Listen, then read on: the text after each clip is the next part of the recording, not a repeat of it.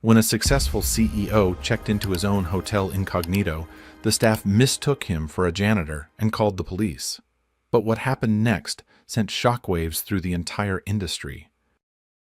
Elijah Walker had walked into many buildings in his life. Boardrooms filled with billion-dollar investors, ballrooms packed with politicians, private clubs where the price of a drink could feed a family for a month. But tonight, as he stepped through the doors of the Orion Grand, he was just another guest. Or so they thought. The lobby was breathtaking.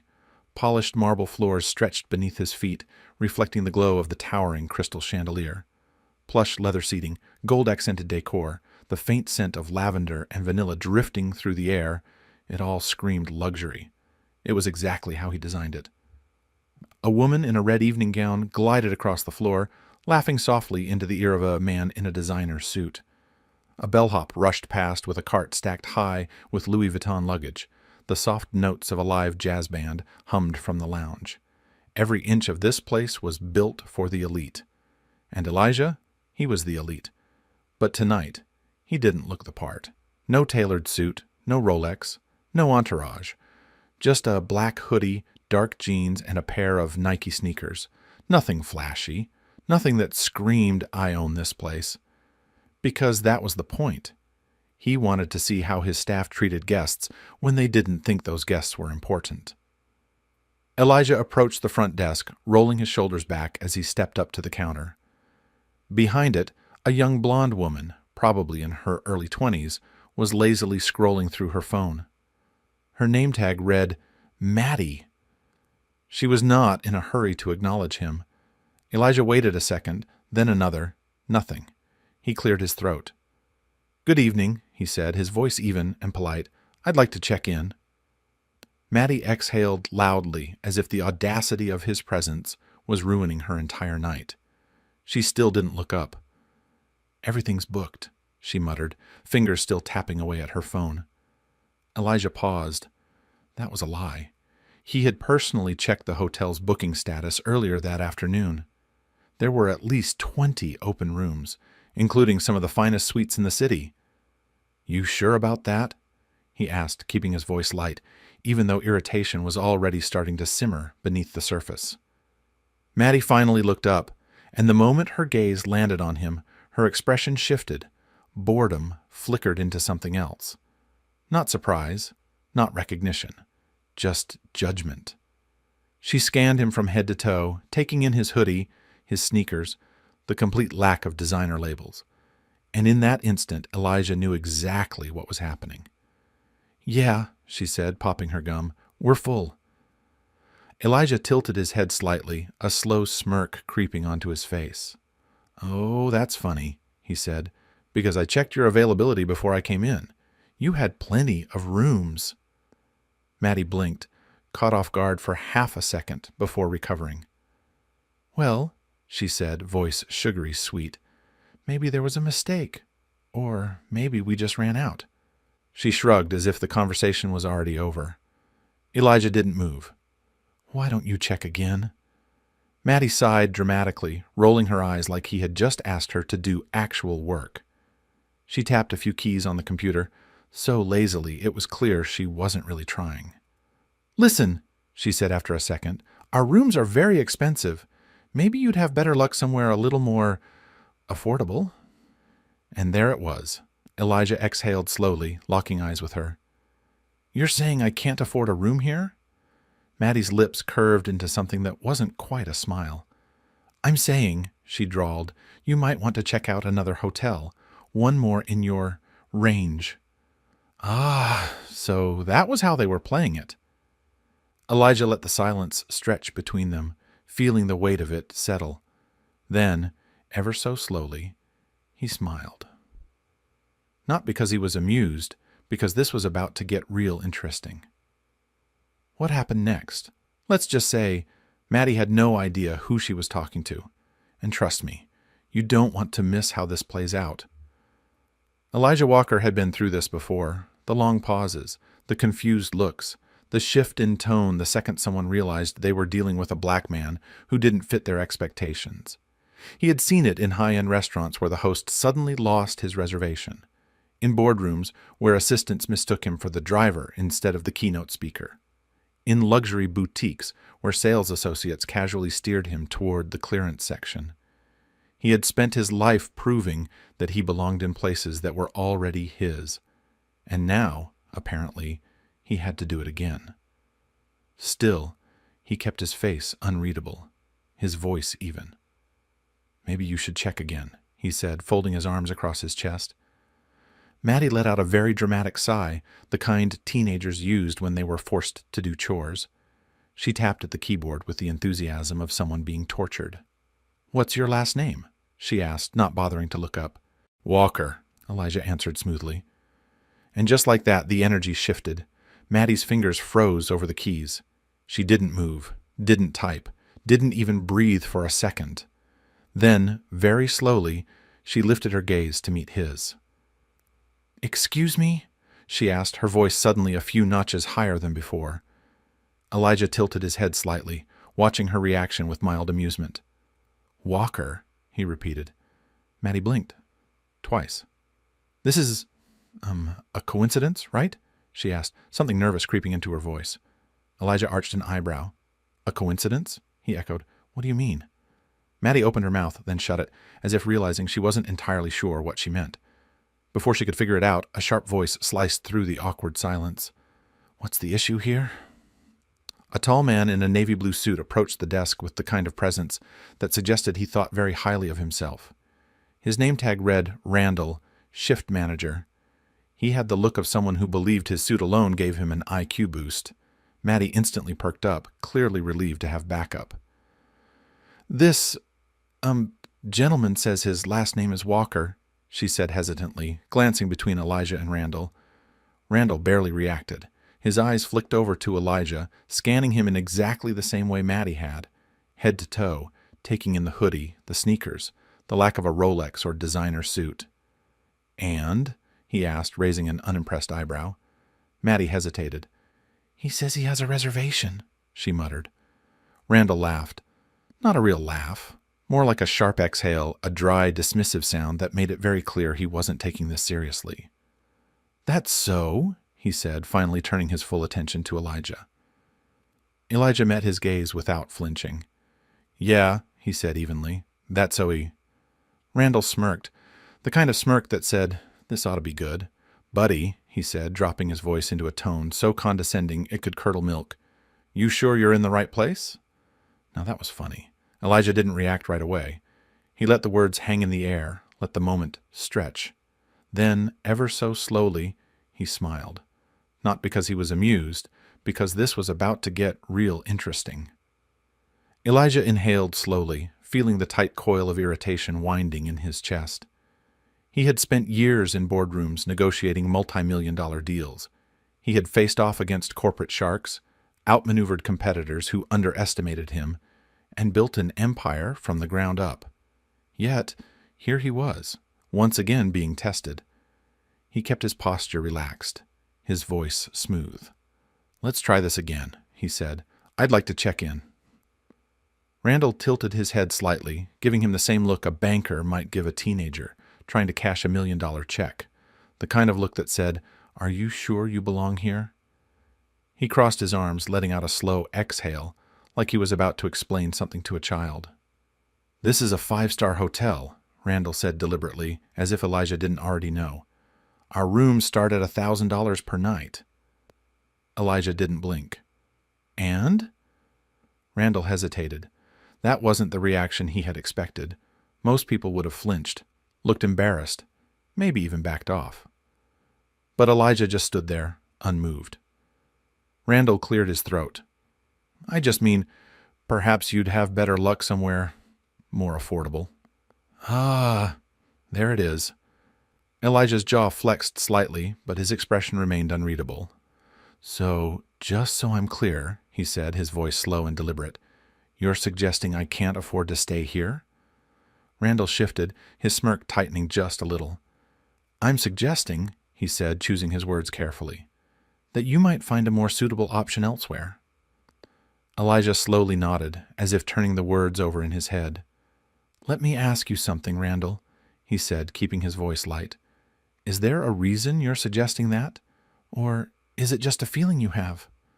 Randall's expression twitched, just for a second.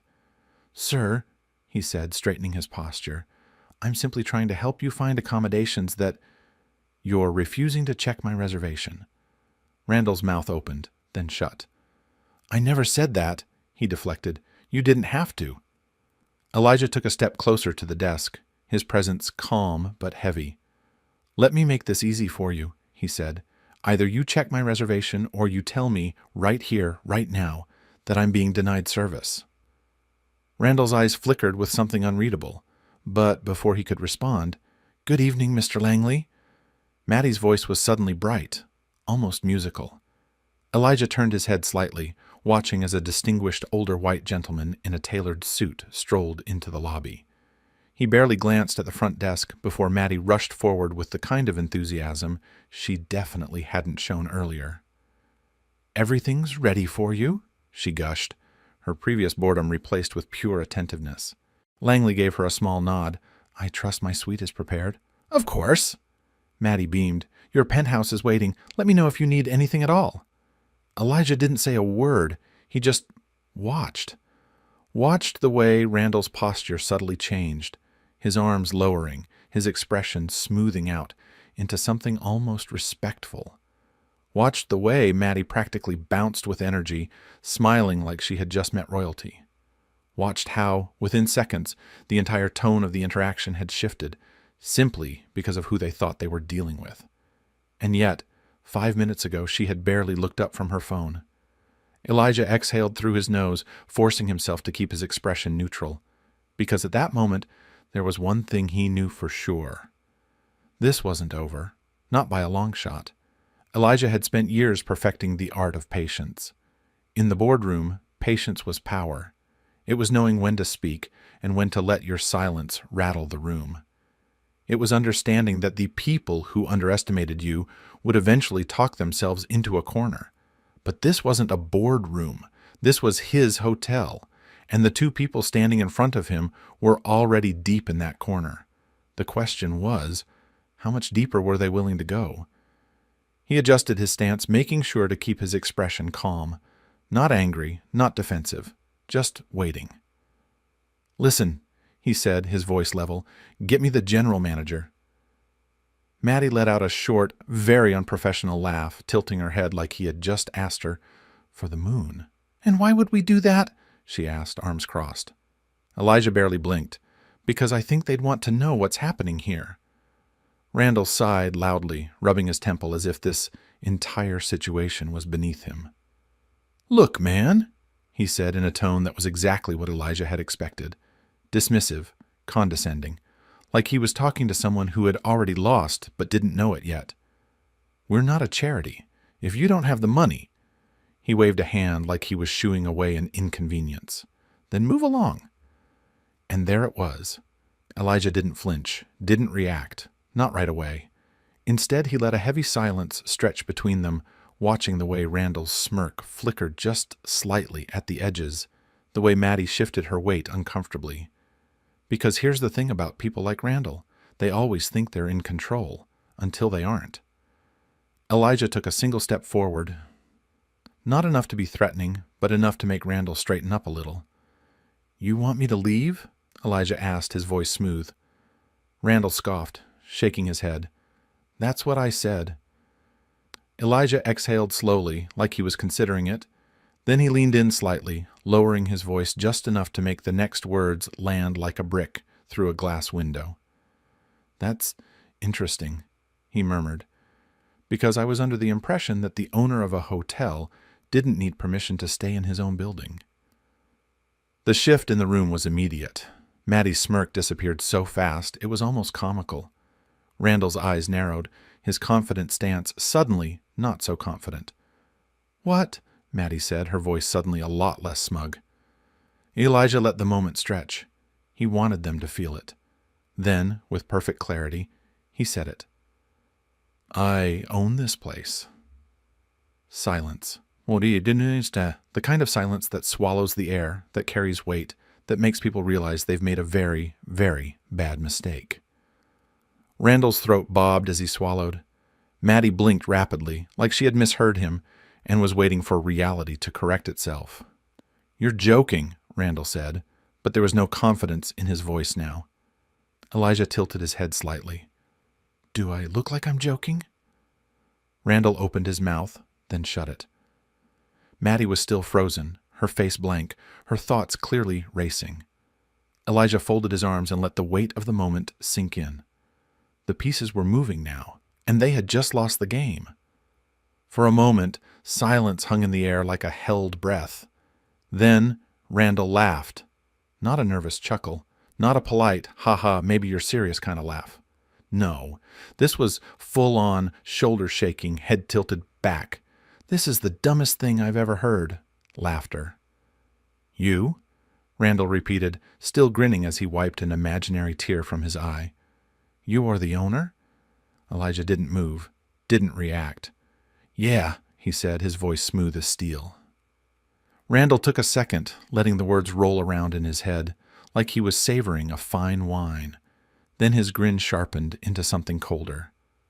"Okay," he said, dragging out the word like he was indulging a child with a ridiculous fantasy. "All right then, Mr. Owner, let's settle this the easy way." He barely even turned his head before barking, "Security!" The word sliced through the lobby like a whip crack. Elijah didn't flinch, but he felt the shift. The energy in the room changed. Guests at the bar suddenly more interested in their drinks. A bellhop in the corner pretending not to watch. Maddie shifting on her feet like she wasn't sure if she should be nervous or excited. 2 security guards in black suits appeared almost instantly, moving with the kind of precision that said they did this often. Not cops, not some run-of-the-mill rent-a-guards. These guys were trained, the kind of muscle a luxury hotel employed to keep the wrong kind of people from disturbing the peace. Right now, they had their eyes locked on Elijah. Randall took a step back, folding his arms over his chest like a man who had already won. "Remove him," he said, his voice dripping with satisfaction. The guards nodded, stepping forward in unison. "Sir," one of them said, voice level, professional, but final, "we're going to have to ask you to leave." Elijah inhaled slowly, letting the tension in the room settle over him. Then, deliberately, he raised both hands, not in surrender, not in fear, but in a slow, measured movement, one that said, "I see you, I hear you, but I'm not going anywhere." "I want to speak to upper management," he said, his tone calm, unshaken. The guards hesitated, just for a fraction of a second. Not because they were afraid, but because they weren't used to that response.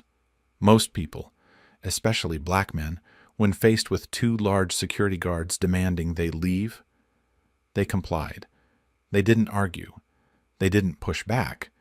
But Elijah? He wasn't most people. One of the guards exchanged a glance with the other, as if silently asking, "You ever heard that one before?" "You can take it up with them outside," the first guard said, his stance unwavering. Elijah held his gaze. "Not going to happen." The second guard stiffened. "Sir." Elijah didn't let him finish. "I'm not leaving," he said, his voice carrying through the lobby, commanding attention. A shift rippled through the space. People started to notice now. Heads turned, conversations hushed. A couple near the fireplace paused their drinks. The bartender stopped mid-shake, his eyes flickering over the scene.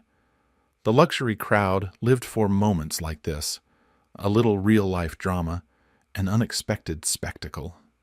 Randall let out an exaggerated sigh, rubbing his temple like this was the most exhausting thing that had ever happened to him. "Listen," he said, voice laced with mock patience. "You can walk out of here on your own, or these gentlemen will escort you out. Either way, you're leaving." Elijah didn't move, didn't blink, didn't break eye contact with the guards.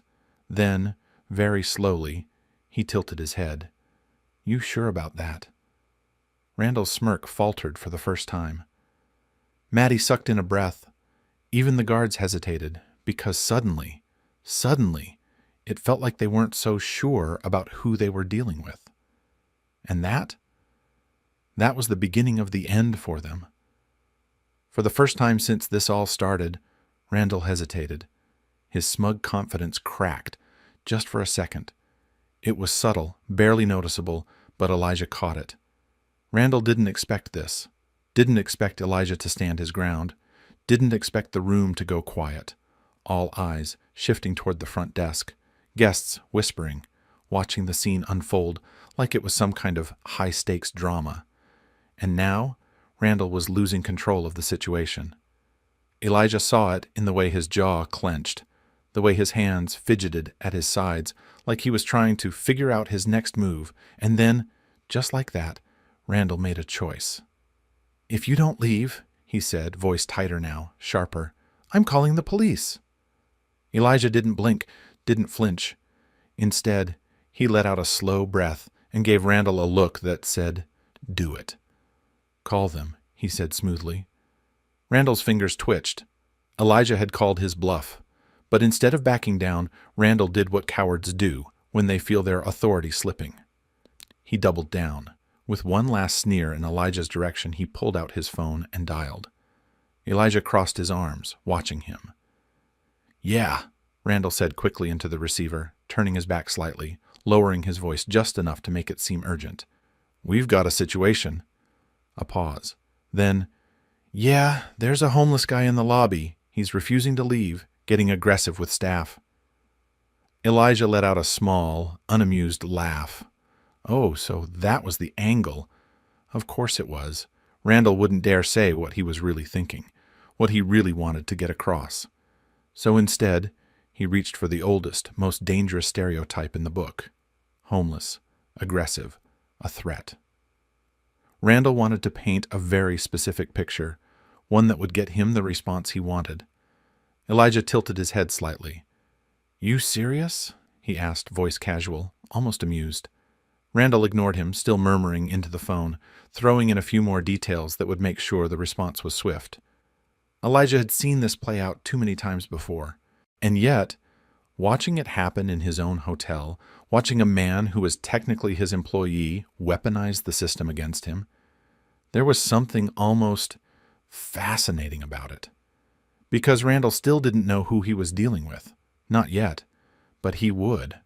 Oh, he would. 10 minutes later, the doors swing open. 2 uniformed officers step into the lobby, moving with the controlled urgency of men who have been given a narrative before even arriving.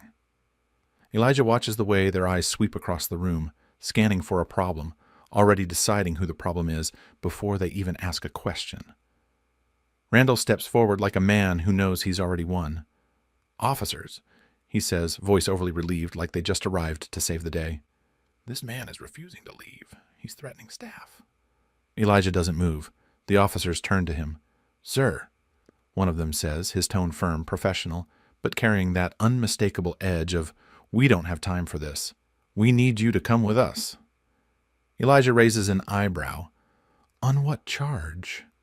The officers exchange a glance. Randall jumps in before they can answer. "He's trespassing," he says quickly, "and aggressive. We just want him removed." Elijah exhales slowly, then looks directly at the officers. "Do I look aggressive to you?" Neither of them answers, because right now Elijah is standing perfectly still. Hands in plain sight, shoulders relaxed, voice calm. Nothing about his posture suggests aggression. And yet, they had walked in with a script Randall had handed them, and the question was, were they going to follow it? The weight of the moment settled over the lobby, thick as fog. Randall thought this was checkmate. He had no idea the game had only just begun. The 2 officers squared their shoulders as they positioned themselves directly in front of Elijah. Their posture was controlled, professional, but the tension was there, the kind that came from walking into a situation with a pre-written script. They had received a call, a disturbance at a luxury hotel, a man causing a scene, a threat to staff, and now they were here to handle it. "Sir," one of them said, his voice steady but clipped, "we received a report that you're creating a disturbance and posing a threat." Elijah didn't move, didn't flinch. Instead, he clasped his hands together in front of him, a deliberate move, No sudden gestures, no raised voice, no easy excuses. "Interesting," he said, his voice calm. "And what exactly was reported?" The officers exchanged a glance, but before either of them could respond, Randall jumped in. "He's refusing to leave," he said quickly, the words spilling out like he had been waiting for his cue. "He's being aggressive, threatening staff." Elijah let out a small, amused breath. "Really?" he said, turning slightly to face him. "And all of this is on your security cameras, right?" Randall's mouth snapped shut. The officers shifted slightly, their expressions flickering. Because Elijah had just asked the one question they weren't expecting. The kind that changed the entire conversation. There was a protocol for this kind of situation. The police received a call, they arrived, and they removed the problem. Simple. They weren't used to the problem calling them out. One of the officers cleared his throat. "Sir," he started, his voice more careful now, "we're just responding to a call." "You didn't answer my question," Elijah interrupted smoothly. The officer hesitated. Randall jumped in again, his voice louder, more desperate now. "We just want him gone," he snapped. "He's causing a scene." Elijah slowly turned back to the officers, tilting his head. Just so we're clear," he said, "you were called about a man causing a disturbance in the lobby of a hotel, and instead of checking the cameras, instead of gathering any actual facts, you came in here ready to remove me, based on what? His word?" The officers didn't answer, because now the room was watching. The detention in the lobby had shifted. Guests at the bar, bellhops near the luggage carts, even the front desk staff, who had been trying to pretend they weren't eavesdropping. Everyone was paying attention now. And suddenly, this wasn't just a routine removal anymore. This was a moment, a public moment, one that could go very wrong if they weren't careful. Elijah let the silence stretch before reaching into his pocket, slowly, deliberately, pulling out his phone. "All right," he said, unlocking it with a swipe. "Then let's make sure this is handled properly." Randall visibly tensed. "What are you doing?" he demanded. Elijah looked up at him, then back at the officers. "I'm calling my lawyer," he said. "And since this hotel has security cameras covering every inch of this lobby, I'd love for him to get the footage pulled up while we sort this out." Randall's face went pale. The officers shifted again, suddenly looking a lot less certain. Elijah didn't rush. He didn't raise his voice. He just pressed the call button and smiled, because now they were playing his game. One of the officers, the older one, took a step back. He wasn't looking at Elijah anymore. His focus had shifted to the security booth, tucked behind the lobby. "Do you have security footage?" he asked, his voice even. The question hung in the air for a second. Randall visibly stiffened. Maddie's breath hitched, because they knew. They knew. Elijah didn't say a word. He didn't have to. He just turned his head slightly, watching as the officer approached the security desk where a young woman in a crisp hotel uniform was stationed. She looked between the officer and Randall, her fingers twitching slightly on the keyboard. "Can you pull up the lobby footage?" the officer asked. A pause. Then, slowly, she nodded. The screen flickered to life. And just like that, the truth wasn't up for debate anymore. The playback. Elijah walks in, calm, confident, approaches the front desk. Maddie barely looks at him, scrolling on her phone. Elijah greets her politely. She responds with barely disguised annoyance. She sizes him up. The moment she notices his hoodie and sneakers, her expression shifts. Disinterest turns to outright condescension. Randall enters the frame, cutting Elijah off before he even gets a chance to speak. Randall's face is clear on the screen, his lips moving as he makes his first assumption. Maddie gestures dismissively in the direction of the janitorial staff. Randall's expression hardens. He gestures to security, speaking fast. The moment Elijah speaks again, Randall's lips move, and the subtitles might as well have read, "We're not a charity. If you don't have the money, move along." Security arrives. Elijah doesn't raise his voice, doesn't step forward aggressively, just stands there, waiting. Randall makes the call. the call that started all of this. The officer didn't say anything at first. He just watched. Watched as the narrative he had been handed crumbled in front of him. Randall must have felt the shift in the air because suddenly he wasn't so smug anymore. "Well," he started, voice tight, "that doesn't change the fact that he's refusing to leave." The officer turned his head slowly, fixing him with a look that could cut glass. "He's refusing," the officer repeated, "because you called security on a guest, and then called the police on your own boss." Randall's mouth snapped shut. Maddie looked like she wanted to sink through the floor. For the first time, Elijah let himself smile. Not a big one. Just enough for Randall to know. The game was over. The officer turned back to Elijah. His voice was different now, less commanding, more measured. "Sir," he said, "would you like to file a complaint?" Randall visibly paled. Because this was the moment that determined everything. This was the moment he lost. Elijah had played this game before. The whispers, the shifting energy, the moment people realized they had made a mistake, but didn't know how to back out of it without losing face. And right now, Randall was scrambling.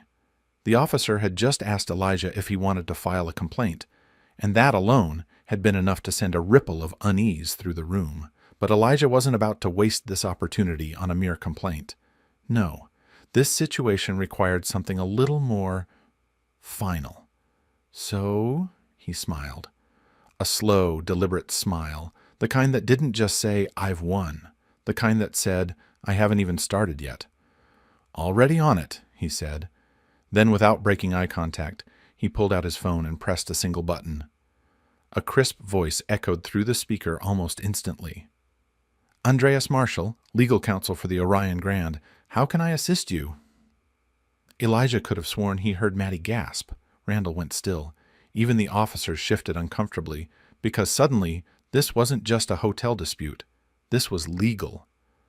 "Andreas," Elijah said smoothly, his voice carrying across the suddenly quiet lobby, "we need an immediate review of the hotel's security footage and an assessment of whether the Orion Grand staff has engaged in unlawful discrimination." Randall's face went from pale to ashen. This is a misunderstanding," he stammered, his voice cracking just slightly. Elijah turned his head slightly, giving him a measured look. "Oh," he said, "then let's clear it up, in court." The moment the words left his mouth, the entire lobby froze. The air was so thick you could have cut it with a knife. Randall looked like he was physically fighting the urge to collapse. Maddie's breathing had gone shallow. Even the officers looked like they were re-evaluating their life choices.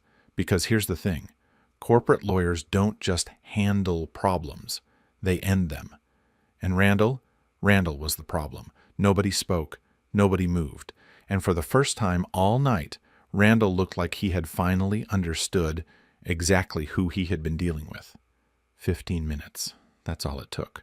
15 minutes for a team of high-powered corporate attorneys to walk through the doors of the Orion Grand like they were stepping into a courtroom. They didn't come in hurriedly. They didn't come in looking confused. They came in prepared. Because when lawyers of this caliber showed up, they weren't here to negotiate. They were here to finish it.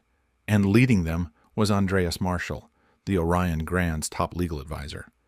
He was tall, broad-shouldered, dressed in a charcoal gray suit, so sharp it could have cut glass.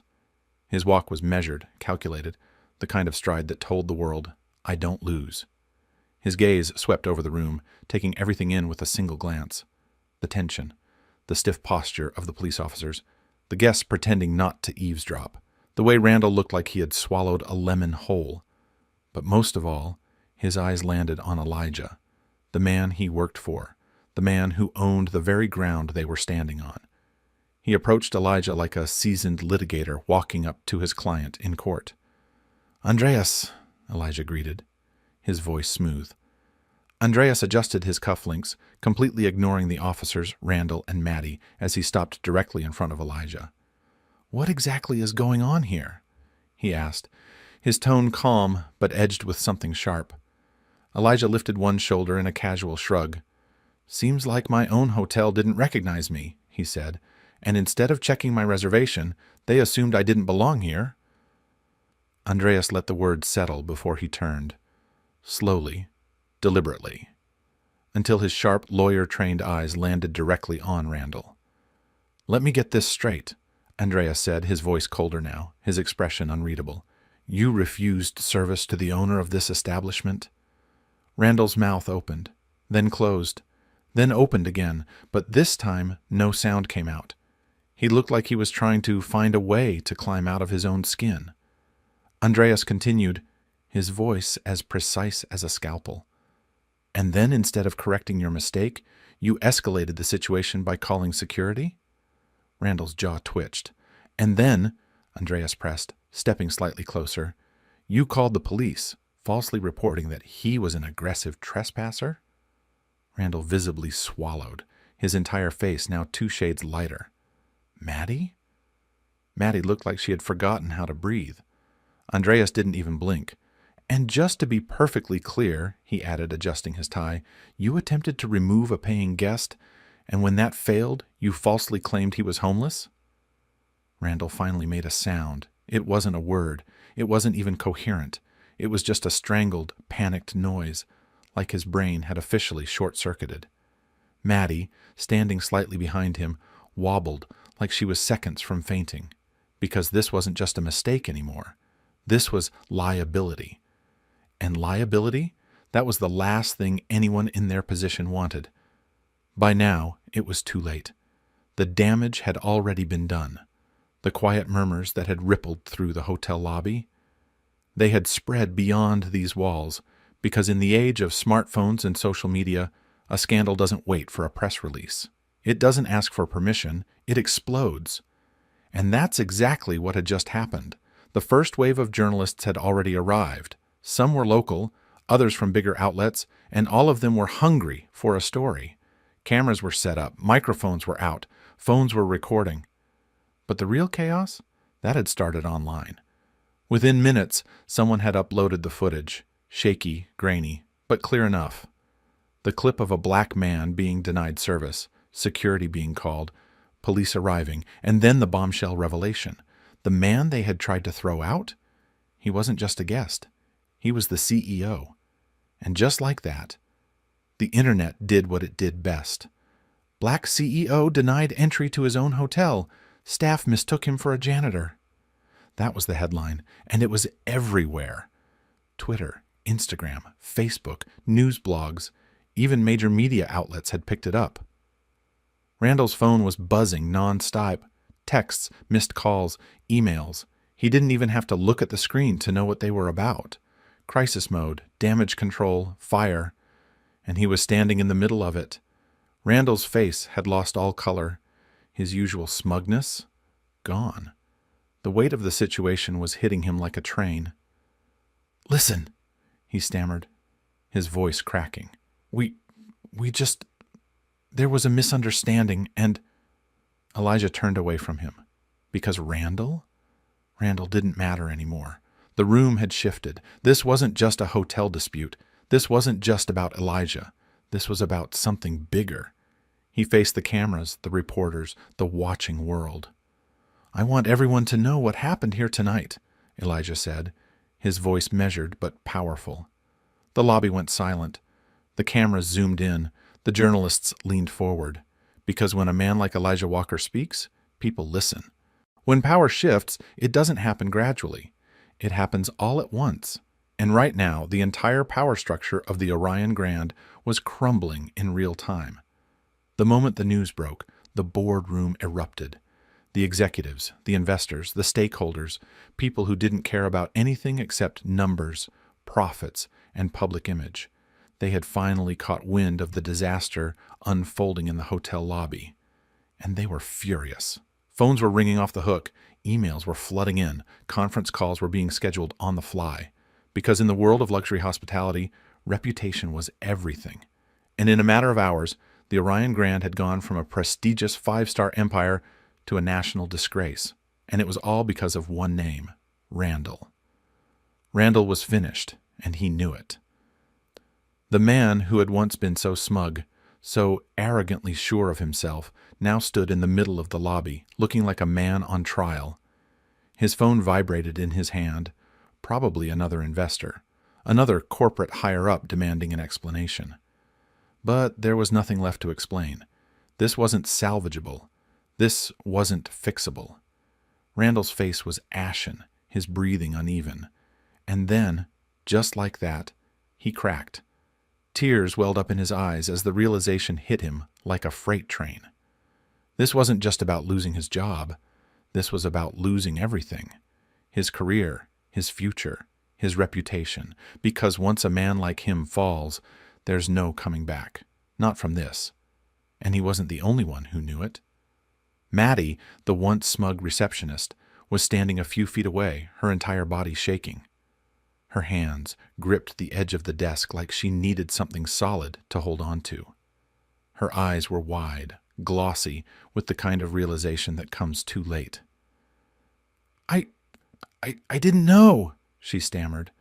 Her voice was thin, weak, like a thread that could snap at any second. But Elijah? He had heard that line before, too many times. He took a slow step toward her, the weight of truth pressing down on every syllable as he spoke. "You judged me the second I walked in here," he said. His voice wasn't angry, it wasn't loud, but it cut deeper than a shout ever could. Maddie flinched. She opened her mouth, but nothing came out, because what could she possibly say? What excuse could justify this? Finally, her gaze dropped to the floor. Her voice cracked. "I'm sorry." But apologies didn't undo the damage. They didn't erase what had already been done, and in the high-stakes world of business, sorry didn't mean a thing. An hour later, the entire management team of the Orion Grand was seated in the conference room. It was a room designed for power moves, sleek glass walls, a massive mahogany table that stretched nearly the length of the space, floor-to-ceiling windows that showcased the city skyline, a reminder that this wasn't just a hotel, it was an empire. And right now, it was under new command. Wow, the atmosphere was suffocating. Managers, assistant directors, senior staff, everyone who thought they ran this place, sat rigid and silent, waiting. Because they knew. They knew why they were here. And when Elijah Walker walked in, they felt it. No introduction, no preamble. He simply stepped forward, his presence heavy, his gaze sweeping across the room like a man taking stock of his assets and liabilities. And then, in a voice that cut through the air like a blade, he spoke. "Who's the highest-ranking manager on duty tonight?" The room went dead silent. Nobody wanted to move, but after a painful beat, a shaking hand rose into the air. Randall. His face was drained of color, his usual confidence gone. He didn't look like the smug manager from an hour ago. He looked like a man standing at the edge of a cliff, waiting for the inevitable fall. Elijah's gaze locked onto him. "You're fired." The words were delivered calmly. No hesitation, no drama, just finality. Randall flinched as if he had been physically hit. His mouth opened, then closed, then opened again. "But," he started, voice trembling. "Now," Elijah said, cutting him off before he could even try. Randall's whole body seemed to deflate. His shoulders slumped. His face dropped, because there was no arguing with this, no damage control, no last-minute plea for forgiveness. It was over. Randall lowered his head, defeated. Elijah didn't wait. He turned his attention to the next name on his list. Maddie. She had been silent since stepping into the room. She wasn't smirking anymore. She wasn't rolling her eyes. She just sat there, hands clasped tightly in her lap, staring at the polished conference table like it might somehow save her. Elijah's voice was just as firm as before. "You too." Maddie froze. Her head snapped up, her eyes wide, almost pleading. "I don't," Elijah said before she could even start, because he had heard every excuse before. Maddie swallowed hard, her face flushing red, but she didn't argue. She just dropped her gaze back to the table. Silent, because she knew. She had done this to herself. The room was still, suffocating in the weight of what had just happened. And yet, Elijah, he wasn't finished yet. The weight of what had just happened still hung in the air. Randall was gone. Maddie was gone. The entire power structure of the Orion Grand had been reset in the span of a single hour. But Elijah wasn't finished. This wasn't just about removing the problem. This was about changing the system that created it. He reached into his briefcase and pulled out a stack of documents, thick and bound, the kind of paperwork that signified something permanent. He set them down with purpose, and when he spoke, his voice carried through the room with a certainty that left no room for negotiation. Effective immediately, new policies will be implemented across every Orion Grand property. The remaining managers, still sitting stiff in their chairs, barely breathed. They knew they weren't just hearing suggestions. They were hearing orders. Elijah turned the first page. 1, he said, his voice firm. Every employee, from front desk to upper management, will be required to complete bias training. Not optional, not a suggestion. Required. A murmur rippled through the room. He continued, 2, there will be mandatory screenings for hidden racial bias in every level of hiring, promotions, and customer service interactions. A few glances were exchanged across the table. Some of these managers had spent their entire careers moving in the shadows of unchecked discrimination. That ended now. Elijah flipped to the next page. 3, a new standard of guest service will be enforced, one that does not allow gut feelings or instincts to determine how a guest is treated. Silence. Not a single objection. Because what could they possibly say? This wasn't just a corporate response. This was a reckoning. Elijah lifted his gaze, sweeping across the boardroom. He didn't see leaders. He saw people who had looked the other way for far too long. And now they had no choice but to look directly at him. He leaned back slightly, his voice calm but absolute. This isn't just about what happened tonight. This is about how things work from this point forward. If you can't support that, he gestured toward the door, there's the exit. Nobody moved. Nobody even breathed. Then, slowly, one of the investors at the table nodded. We support this, he said. His voice was careful, but the weight behind it was real. Another investor nodded, then another, then another. One by one, the most powerful people in the room fell in line, because this wasn't just a policy change. This was a power shift. At that moment, the door to the conference room creaked open. Randall stepped out, his belongings clutched in his arms. His face was drawn, his posture defeated. He didn't make eye contact. He didn't say a word. He just left. And behind him, Maddie stood frozen near the door, silent, her eyes red-rimmed, her body shaking. She tried to hold it together, tried to keep some level of composure. But as the finality of everything hit her, as she realized that her career, her future, and everything she thought she had secured was now gone, the tears fell anyway. By the next morning, the world knew. Not just the guests in the lobby, not just the boardroom, not just the employees who had whispered about it behind closed doors. The world knew. Because when a story like this breaks, it doesn't just make headlines, it defines them. So, when Elijah Walker stepped onto the set of CNN, there was no question about why he was there. The network had been scrambling since the story first hit the airwaves. Overnight, it had gone from a viral moment to a cultural flashpoint. The anchor, a sharp, well-composed woman with years of experience covering political scandals and corporate collapses, didn't waste time. She leaned in slightly, her eyes locked onto Elijah like she was still trying to process what she had read in the morning's headlines. Mr. Walker, she said, her voice measured, let's start with the obvious. How does something like this happen? To a man like you, a CEO, a business leader, someone who owns the very company that tried to have him removed? Elijah folded his hands in his lap, his expression calm, but the fire in his eyes was unmistakable. Because this isn't just about me, he said. It never was. What happened in that hotel lobby wasn't unique. It wasn't an accident. It wasn't some rare misunderstanding. His voice didn't rise, but somehow it grew heavier. This he continued, is what discrimination looks like in everyday life. Not in some dramatic, obvious way. Not in the history books, but right here, right now, in boardrooms, in hiring practices, in customer service, in the way people make assumptions about who belongs and who doesn't. The anchor exhaled softly. She had covered a lot of stories, but this one, it hit different. "So, what happens now?" she asked. "How do you rebuild trust in your company? How do you assure guests that the Orion Grand can recover from this?" Elijah didn't hesitate. "I don't just hope we earn back trust," he said. "I guarantee it." The anchor tilted her head slightly, intrigued. "That's a strong statement," she said. "You think you can make that happen?" Elijah's expression didn't change. "I won't allow it to happen any other way," he said. "I will make sure of it. Personally?" The words hung in the air. Not a promise. A fact.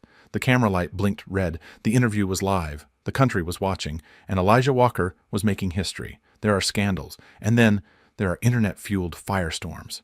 This was the second one. By the time Elijah finished his CNN interview, the internet had already done what it does best. Taken a moment and turned it into a movement. The video had spread across every platform: Twitter, YouTube, TikTok, Facebook, even LinkedIn, where corporate executives pretended to be shocked while scrambling to update their diversity statements.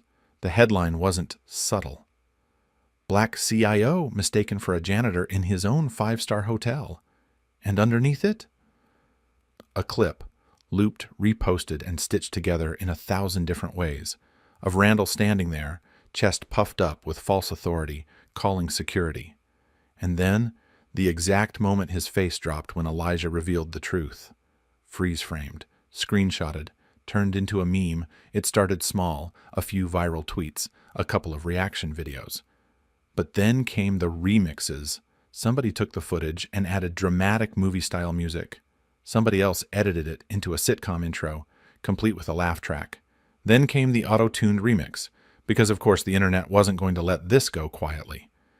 And at the center of all of it, Randall, his name, his face, his downfall. It didn't take long before his image, frozen in that moment of pure realization and regret, became a symbol. Someone tweeted it with the caption, "This is what failure looks like." Another post went viral with just 3 words, "We need to talk." But the one that stung the most, the one that cemented his place in internet history, it was a simple meme. 2 pictures, side by side. The first was a smug, confident Randall from earlier that night. The second, his face mid-panic, right as he realized he had just thrown his own career into a bonfire. And underneath it, just 5 words. "Oh, so that's a problem." Randall had officially gone from being a hotel manager to being a cautionary tale, because the internet had already decided his fate, and there was no coming back from that. When a company faces a scandal, it has 2 choices. It can deny, or it can face the truth. For the Orion Grand, the truth wasn't just coming out. It was pouring in from all directions. The moment the internet got hold of the story, something shifted. What started as a single incident, one humiliating, infuriating moment in the hotel lobby, had cracked open something much bigger. Now, people who had once stayed silent were speaking up. Current employees, former employees, even longtime guests who had seen things but never had the power to challenge them. One by one, the stories started rolling in. A former concierge posted, "I worked at the Orion Grand for 3 years. Yes, there was racial bias. Yes, it was systemic. And yes, I was forced to ignore it if I wanted to keep my job." A black waitress from the hotel's fine dining restaurant wrote, "I was constantly mistaken for housekeeping. Guests ignored me. Managers did nothing. When I brought it up, I was labeled too sensitive." And then came the comments that hit the hardest. A bellhop, anonymous but verified, admitted, "Randall used to tell us to pay closer attention to certain guests, and we all knew what that meant." Another former employee dropped a simple, gut-wrenching confession. "I quit because of this exact culture. This moment doesn't surprise me. I lived it." Elijah sat in his office, scrolling through the growing list of testimonies. Every single One. He read them all. Some made him angry. Others made him sick. But none of them surprised him. Because he had always known that racism wasn't about one bad manager. It was about a system that allowed it to thrive. The board had already started damage control, crafting statements, preparing official responses. But Elijah didn't wait for them. Instead, he did something no one expected. He took a breath, and then he spoke. Live, unfiltered. He addressed the employees directly, his voice firm but steady. "We are not sweeping this under the rug," he said. "This isn't just about what happened to me. This is about everyone who has ever been mistreated here. This is about fixing what's broken." A pause. The weight of it settled. Because this?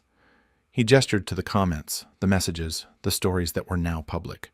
"This should have come out years ago, and now that it has, we are not looking away." He let the silence sit for a beat. Then, with the full weight of a man who owned every inch of this empire, he said the only thing that mattered. "We will fix this." And this time, he meant every word.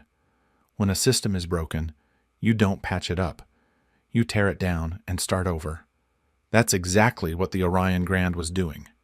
The announcement spread fast. The 5-star hotel was shutting down for 2 full weeks.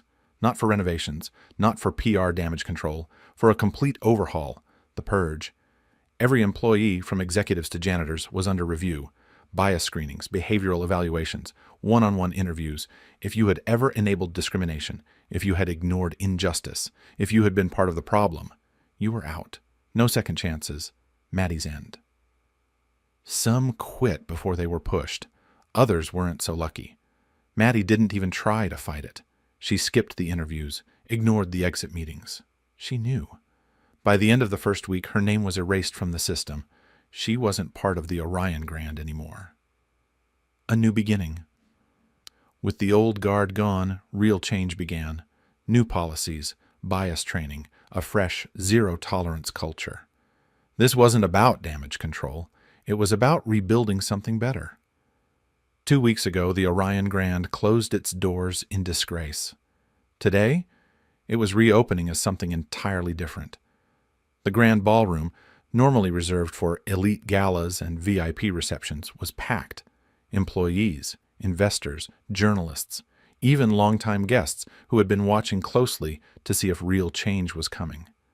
A stage stood at the front of the room, sleek and understated. No elaborate decorations, no distractions, because today wasn't about appearances. It was about a statement. When Elijah Walker stepped onto that stage, the room erupted, not with the polite, rehearsed applause of corporate gatherings. This was different. This was real. A wave of energy moved through the space, a collective acknowledgement that this moment mattered. Elijah let the applause settle. He stood tall, composed, the weight of the last 2 weeks behind him, the future directly ahead. Then, with the calm authority of a man who had rebuilt his empire on his own terms, he spoke. "Today is a new day." The words landed heavy. The crowd applauded again, louder this time, because they knew he meant every syllable. He let the moment breathe. Then his voice dropped just slightly. "Discrimination has no place in these walls. Silence. Not the empty kind, the powerful kind, the kind that meant everyone was listening." Elijah let the words hang, making sure they sank in. Because this wasn't just a speech. This was a promise. One that he intended to keep. Elijah Walker sat in the penthouse suite of the Orion Grand, overlooking the city skyline. This was his hotel, his empire, his name on the building. But tonight, it felt different. Because tonight, the world wasn't just watching. It was listening. His phone vibrated against the glass coffee table. A familiar buzz, but this time it wasn't an investor. It wasn't a journalist. It wasn't another interview request. It was something bigger. He picked it up, glancing at the number. Unknown. "Mr. Walker?" The voice on the other end was calm, professional. "This is the White House. The president would like to speak with you." Elijah exhaled slowly, a small smile pulling at the corner of his mouth. Because for years he had built, for years he had fought, for years he had spoken, and been ignored. But now they heard him.